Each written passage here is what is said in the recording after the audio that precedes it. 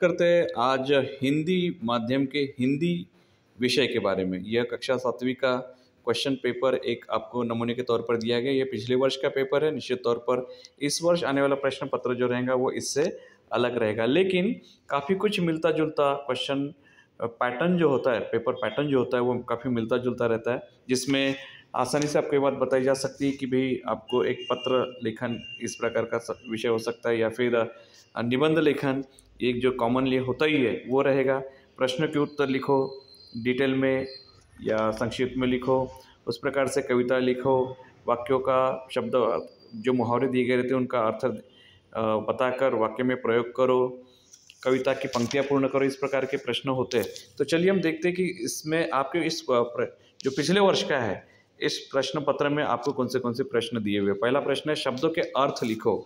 आपको बड़ी आसान सी बात लग रही है क्योंकि यहाँ पर आपको ऑप्शंस दिए हुए हैं। हम ये हर बार मान के नहीं चल सकते कि ऑप्शन दिए हुए रहेंगे, लेकिन इस क्वेश्चन पेपर में आपको ऑप्शन दिए हुए हैं। ऑप्शन के तौर पर यहाँ पर है संसार, सागर, पृथ्वी, प्रवेश, अदृश्य, पदोन्नति, और शब्द दिए हुए धरा, प्रमोशन, भवसागर, दाखिल, अगोदर, इस प्रकार के शब्द जो आपको दिए गए हैं और उसमें से आपको सही जो है शब्द का अर्थ चुनकर वहाँ पर लिख लेना है। दूसरा प्रश्न आपको दिया है विलोम शब्द लिखो। बगीचे में चारों तरफ फूलों की इतनी सुगंध है कि यह दुर्गंध का नामो निशान नहीं। गाँव जाना अभी तो निश्चित है, अनिश्चित है, निश्चित हो जाने पर बताएंगे। यानी यहाँ पर विलोम शब्द की जोड़ियाँ जो है आपको ढूंढकर लिखनी है। ठीक उसी प्रकार से तीसरा जो प्रश्न दिया वो और भी मज़ेदार है। आपको तीसरे प्रश्न में कहा गया कि पाठ के आधार पर शब्द पहेली से जो है पत्र के प्रकार ढूंढो और लिखो। तो यहाँ पर एक डिब्बा और डिब्बे के अंदर बहुत सारे शब्द आपको दिए गए हैं, वहाँ से ढूंढकर आपको पत्र के जो प्रकार है वो ढूंढना है, जो कि आपने टेक्स्ट में आप ऑलरेडी पढ़े हो, आपको ढूंढकर वहाँ पर लिखने हैं। उसके बाद उसका दूसरा प्रश्न है शब्दों के अर्थ शब्दकोश की सहायता से ढूंढो और रिक्त गोलों में उचित शब्द लिखो। अब शब्दकोश तो आपके साथ होगा नहीं, लेकिन पर्याय के तौर पर वहाँ पर दिया हुआ है संपन्नता, अनुमोल और अनुमति। तो आपके टेक्स्ट में या बुक में जो होता है वो प्रश्न इस प्रकार का होता है, उस समय आप शब्दकोश की सहायता से ढूंढते हैं, लेकिन यहाँ पर आपको ऑप्शन के तौर पर दिया हुआ है, आपको ऑप्शन में से सही जो होगा वो चुनकर यहाँ पर लिखना है। प्रश्न है इस प्रकार से, हमें साक्षात्कार लेने के लिए आपके रिक्त स्थान चाहिए। उसके बाद अच्छे विचारों के रिक्त स्थान रखने वाला व्यक्ति सबसे धनी होता है। और तीसरा है हर माँ के लिए उसकी संतान रिक्त स्थान रत्न होती है। इसमें ऊपर जो 3 ऑप्शन दिए, पर्याय दिए हुए, उसमें से आपको जो उचित लगता है वो आप लिखिए। उसके बाद उसी का दूसरा ब प्रश्न आ रहा है काकी कहानी के इन पात्रों का आपस में क्या रिश्ता है। यदि आपने कहानी जानी है, पढ़ी अच्छे से, समझी है, या जिस समय आपको पढ़ा गया उस समय आपने सुने हो, तो निश्चित तौर पर आपको रेशमा के साथ जो भी रिश्ता है ना, रिश्ता जो भी है जवाहर और शामू का, या विश्वेश्वर और उमा का, शामू और उमा का, विश्वेश्वर और शामू का, सुखिया और भोला का, तो वो भी रिश्ता जो भी है शामू और भोला, इन सब के रिश्ते के बारे में आपको यहाँ पर लिखते आएगा। उसका दूसरा प्रश्न है उसमें का वाक्य में रेखांकित शब्दों के शुद्ध रूप बनाकर पुनः लिखो आप। मैं अपनी पढ़ाई पूरी करके खेलने जाती हूँ, या फिर किसी की निदा नहीं करनी चाहिए। तो यहाँ पर आपको शब्द कुछ जो अंडरलाइन किए हुए हैं वो रेखांकित जिसको आप कहते हैं वो कुछ गलत छपे हुए, गलत लिखे हुए हैं, आपको उसको सही करना है और लिखना है, जो कि बहुत ही आसान काम है।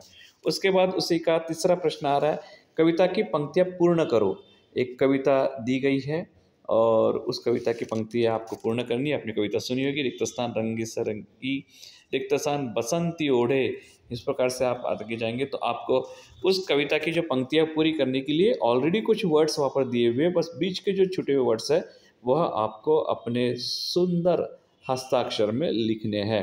लैंग्वेज का पेपर होने की वजह से, भाषा का पेपर होने की वजह से आपको अपनी हैंडराइटिंग या हस्ताक्षर की ओर विशेष ध्यान देना होता ही है। उसके बाद आता है प्रश्न तीसरा, रचना अनुसार शब्दों की सहायता से वाक्य बनाओ। तो धीरे धीरे, अरे रे, और इन शब्दों का वाक्यों में ही प्रयोग करना है और उसी प्रकार के वाक्य बनना चाहिए जैसे कि वहाँ पर अपेक्षित है। उसके बाद तीसरा उसी का क आ रहा है मुहावरों का अर्थ लिखकर वाक्य में प्रयोग करिए। चांदी होना, और हाथ बटाना, सहयोग देना, बड़ा लाभ होना, व्यंग मारना, यह ऑप्शन दिए हुए उत्तर के तौर पर कि उसका, हालांकि हमें सामान्य तौर पर जो भी शब्द या मुहावरे दिए हुए रहते हैं उनका अर्थ बताना होता है और अर्थ बताने के बाद उसका वाक्य में प्रयोग करना होता है, लेकिन यहाँ पर आपको अर्थ भी दिया हुआ है तो यह और भी आसान बात हो गई। आपको जो भी चांदी होना या हाथ बटाना, इसमें से जो भी अर्थ ऊपर वाले समझ में आ रहे उसका सही उत्तर आप लिखे सामने। और चांदी होना और हाथ बटाना, इन शब्दों का आपको वाक्य बनाकर वाक्य में उसका प्रयोग होना चाहिए, न कि उसके अर्थ का। यानी चांदी होना का जो भी उत्तर आ रहा होगा उसके अर्थ का आपको वाक्यों में प्रयोग नहीं करना है, आपको चांदी होना इस मुहावरे का प्रयोग आपके वाक्य में निश्चित तौर पर होना चाहिए।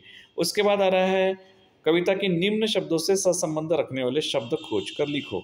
यानी आपको अगट और बगट इस प्रकार से दो कॉलम्स दिए गए, उसमें से आपको सही शब्दों के आपस में जोड़ियां लगाना है। दाएं बाएं, जीवन, राह, साथ साथ, व्यथा, और बगट में दिया हुआ है अमर, सुख दुख, अस्थिर, प्रसाद, याद, और जो भी सही उत्तर है उनको आपस में जोड़ लगाकर जो है वो उसके उत्तर लिखना है। उसके बाद चौथा ब आ रहा है निम्न प्रश्नों के उत्तर लिखो, कोई भी 6। निश्चित तौर पर 7 प्रश्न यहाँ पर दिए हुए, आपको 6 बड़े आसान आसान प्रश्न दिखाई दे रहे हैं यहाँ पर, क्योंकि एक एक वाक्य में आपको प्रश्न के उत्तर लिखने हैं। मानव की काया किस पर अवलंबित है? लेखिका महादेवी वर्मा का प्रिय विश्रामालय क्या था? प्रस्तुत कविता में किस दिव्यांग का वर्णन किया गया है? संगीता ने अपने भाई प्रतीक की आरती कैसे उतारी? मियाँ मिट्ठू ने एक दिन क्या निश्चय किया? उसके बाद है शामू अपनी माँ को क्या कहकर पुकारता था? और 7वां प्रश्न दिया कोकिला कुक कुक कर क्या गा रहा है? इस प्रकार से 7 प्रश्न दिए, 7 में से कोई भी 6 यदि आप करते हो। यदि आपको 7 के उत्तर मालूम है तो आपने 7 भी अपने सुंदर हस्ताक्षर में उत्तर लिखने ही चाहिए। यदि कहा गया उसमें कि कोई भी 6 लिखो, लेकिन यदि हमको आ रहा है तो निश्चित तौर पर सभी के उत्तर हमें लिखना ही है। उसके बाद पत्र लेखन और निबंध लेखन के लिए आपको अलग से उत्तर पत्रिका की डिमांड करनी होगी, क्योंकि यहाँ पर उत्तर लिखने के लिए जगह नहीं दी गई है। तो आपको यहाँ पर पत्र लेखन में क्या कहा गया, देखिए, मित्र या सहेली को रंगोली प्रतियोगिता में प्रथम क्रमांक प्राप्त हुआ है तो उसे बधाई पत्र लिखो, यानी कॉन्ग्रेचुलेशन लेटर आपको लिखना, अभिनंदन पर पत्र उसे लिखना है। अपने परिवार के साथ महाबलेश्वर यात्रा पर घूमने जा रहे हो तो 3 दिन की छुट्टी के लिए कक्षा अध्यापक या अध्यापिका को आवेदन पत्र लिखे। यानी यहाँ पर दूसरा ऑप्शन भी आपको दिया हुआ है, यदि मान के चलो आप अभिनंदन पर पत्र नहीं लिख पाए तो अपनी अध्यापिका या क्लास कक्षा अध्यापक या अध्यापिका जो भी है उनके नाम पर आप एक एप्लीकेशन, जिसको आप कहते हैं छुट्टी के लिए 2-3 दिन के लिए, क्योंकि आप कहीं परिवार के साथ घूमने जा रहे हो, इस प्रकार का एक आवेदन पत्र या एप्लीकेशन जो है वो लिखना है। 2 में से आप कोई भी एक लिखते हो। जनरली आपको आवेदन पत्र या आप एप्लीकेशन लिखने की आपको आदत होती है, वो भी यदि आप लिखते हैं तो ये ठीक रहेगा, या आपको जो उचित लगता है उस प्रश्न का आपको उत्तर देना चाहिए। उसके बाद सबसे आखिरी में प्रश्न दिया है निबंध लेखन। कोई भी एक विषय भरपूर यहाँ पर दिए हुए 10 से 15 पंक्तियों में आपको लिखना है, और विषय भरपूर होने की वजह से आपके पास आप जिसमें आप उचित समझते हो या आप समझते हो कि भाई आप जिस पर अधिक ढंग से, अच्छे ढंग से लिख पाएंगे, उसी विषय को चुनकर आप उस विषय को लेंगे। और ऑप्शन है यहाँ पर, अगर दूरध्वनि या भ्रमण ध्वनि न होते तो, मोबाइल न होते तो, मेरे प्रिय अध्यापक, मेरा प्रिय प्राणी, किसी पसंदीदा त्यौहार के बारे में, या 5वां विषय दिया यदि पेड़ न होते तो। इस प्रकार से इतने सारे 5-5 टॉपिक, जनरली 5 टॉपिक नहीं होते, 3 ही आपको दिए हुए रहते हैं, और 3 में से कोई भी एक अच्छे, जिस विषय को आपको जमता है उस विषय पर आपको निबंध लिखने के लिए कहा जाता है। तो इस प्रकार से आपका यह क्वेश्चन पेपर पैटर्न जो है वो हिंदी विषय का है 7वीं क्लास का। मुझे लगता है इस क्वेश्चन पेपर पैटर्न से आप यदि पढ़ाई करते हैं तो निश्चित तौर पर आप सफल होंगे।